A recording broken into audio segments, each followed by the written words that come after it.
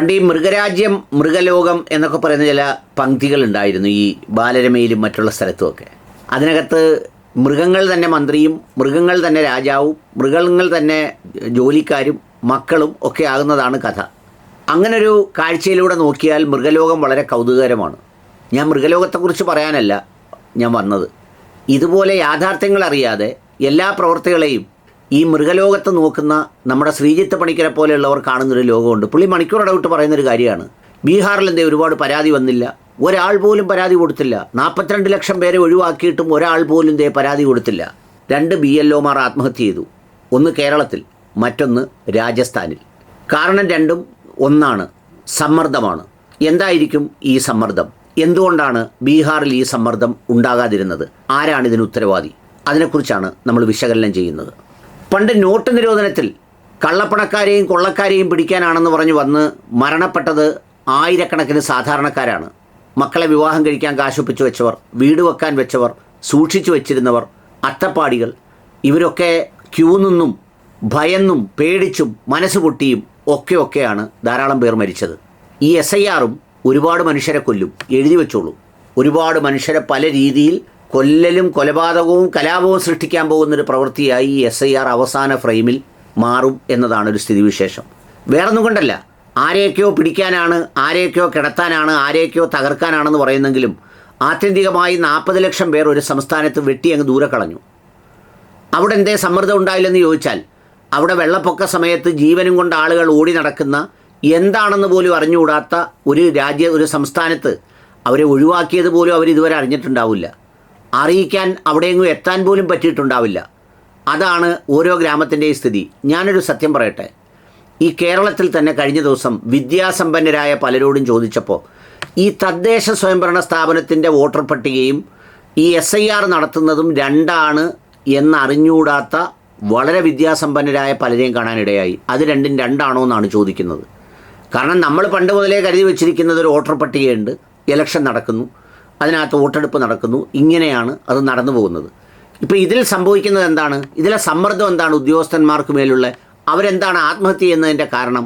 ഒന്നാമത്തെ കാരണം, ഇതൊരു സാധാരണ സെൻസസ് അല്ല എന്ന് ജനങ്ങളുടെ ഇടയിൽ വലിയൊരു ഭീതി ഉണ്ടായി. അതുണ്ടാക്കിയതാരാ? സർക്കാരും ഇലക്ഷൻ കമ്മീഷനുമാണ്. ഇലക്ഷൻ കമ്മീഷൻ ആധാറിൻ്റെ ബ്രാക്കറ്റിൽ അതൊരു പൗരത്വ രേഖയല്ല എന്നെഴുതി. ഈ പൗരത്വമാണോ അല്ലയോ എന്ന് പറയേണ്ട ജോലി ഇലക്ഷൻ കമ്മീഷൻ ഇല്ലല്ലോ. അപ്പോൾ എന്താ, എല്ലാവരും പറയുന്നത് പോലെ ജ്ഞാനേഷ് കുമാറിനെ ഒരു ഘടകകക്ഷിയാക്കിക്കൊണ്ട് മറ്റു മാർഗത്തിലൂടെ ചെയ്യാൻ വയ്യാത്തത് ഇങ്ങനെ ഒരു മാർഗത്തിലൂടെ വളഞ്ഞു വെച്ച് ചെയ്യുകയാണെന്ന ഒരു പൊതുബോധം ജനങ്ങൾക്കിടയിൽ ആകെ ഉണ്ടായി. ആ ചിന്ത BLOമാർക്കിടയിലും ഉണ്ട്.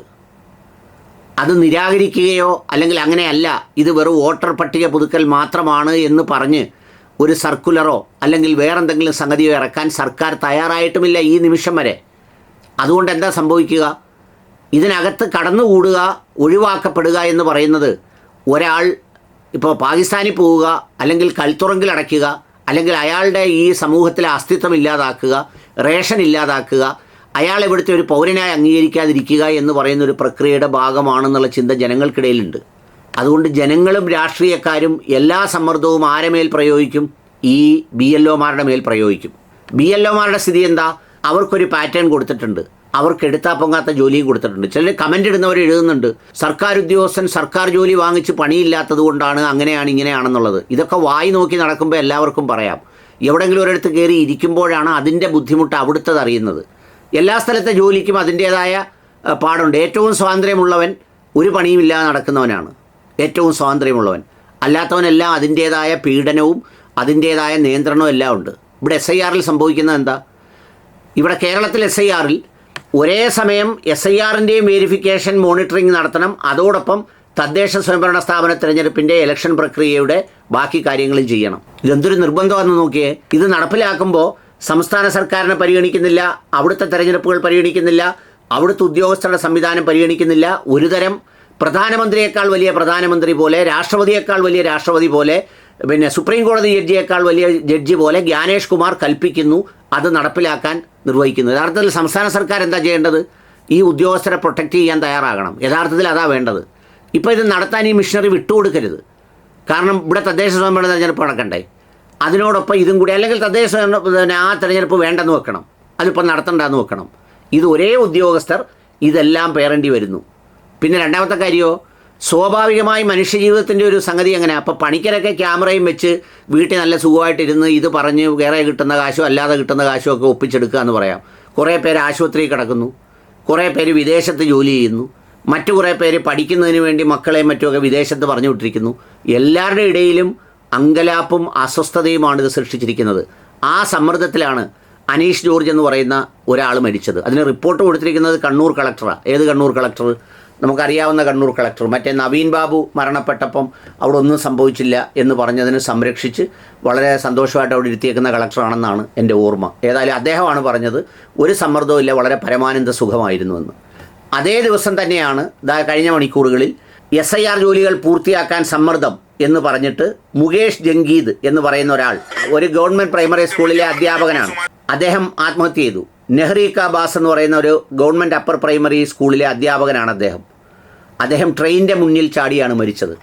ഇതിൻ്റെ സമ്മർദ്ദം സഹിക്കാൻ വയ്യാതാണെന്ന് പറഞ്ഞാൽ ഫോണിലൂടെ സമ്മർദ്ദം വരുന്നു, ഇത്രാം തീയതിക്കകം പൂർത്തിയാക്കണം, ഇത്ര ദിവസത്തിനകം ഫോം കൊണ്ട് കൊടുക്കണം. ഇതെവിടെയാണ് കൊണ്ട് കൊടുക്കേണ്ടത്? ഓരോ വീടുകളിൽ കൊടുക്കണം. അവിടെ ചെല്ലുമ്പോൾ അവരവിടെ ഉണ്ടാവണമെന്നുണ്ടോ? അവരവിടെ ഉണ്ടാവില്ല. പിന്നെ അതെല്ലാം കഴിഞ്ഞിട്ടോ ആ വീട്ടിൽ പട്ടി അതിനകത്ത് കയറാൻ വയ്യാത്ത അവസ്ഥ പഴയ കാലം പോലെയാണോ? ഇതെല്ലാം മറികടന്ന് വേണം അവിടെ എത്താൻ. അപ്പോൾ ചോദിക്കും ബീഹാർ നടന്നില്ലേ എന്ന്. ബീഹാർ നടന്നതിൻ്റെ ആ 40 ലക്ഷം പേര് കാണാതെ പോയത് എന്ന് പറഞ്ഞാൽ ചെന്ന് കൊടുത്തവർക്ക് കൈ കിട്ടിയവർക്ക് കൊടുത്ത് എന്തെല്ലാമോ എഴുതി വെച്ച് കുറേ പേരെ അല്ലാതെ എഴുതി വെച്ച് അവരെ ട്രെയിനിൽ കൊണ്ടുവന്ന് വോട്ട് ചെയ്യിച്ച് അതൊക്കെയാണ് പറഞ്ഞുകൊണ്ടിരിക്കുന്നത്. അപ്പോൾ ആ പണി കേരളത്തിൽ നടക്കില്ല. ഇവിടെ എല്ലാവരും അത് ശ്രദ്ധിച്ച് നിൽക്കുക. അപ്പോൾ എന്ത് ചെയ്യും? പലതവണ പോകേണ്ടി വരും. അതിൻ്റെ സമ്മർദ്ദം ആരുടെ മേൽ വരും? ഈ പോകുന്ന ഉദ്യോഗസ്ഥൻ്റെ മേൽ വരും. അതാകെ പ്രതിസന്ധിയാവും. അവിടെയാണ് ഈ പറഞ്ഞ ആത്മഹത്യയും മറ്റുമൊക്കെ നടക്കുന്നത്. ഇത് കോടതി വെറും കാഴ്ചക്കാരെ പോലെ നോക്കി നിൽക്കുകയാണ്. സുപ്രീം കോടതി കിടപ്പുണ്ട് SIR-നെതിരെയുള്ള ഹർജി, അത് മൈൻഡ് ചെയ്യുന്നതേ ഇല്ല. അതാണ് കോടതിയുടെ നടപടി. അന്നേരമാണ് പണിക്കരി ചോദിക്കുന്നത് എല്ലാവർക്കും കോടതിയിൽ പോയാൽ എന്താ, എല്ലാവർക്കും കോടതിയിൽ പോയാൽ എന്താ, എന്തോ പുഴുങ്ങിയെടുത്തുകൊണ്ട് വരാനാ പോയിട്ട്. ഈ നാട് നശിക്കുന്നു, അത്ര തന്നെ. ഇവിടെ ഇനി ഇതെല്ലാം കഴിഞ്ഞോ കുറേ മനുഷ്യരെ, കോടിക്കണക്കിന് ആളുകളെ ഇതിൽ നിന്ന് ഒഴിവാക്കി ഒരു സമൂഹത്തിലിടും. എന്ത് സംഭവിക്കും? അത് കണ്ടോ എന്താ സംഭവിക്കാൻ പോകുന്നതെന്ന് കാണാം.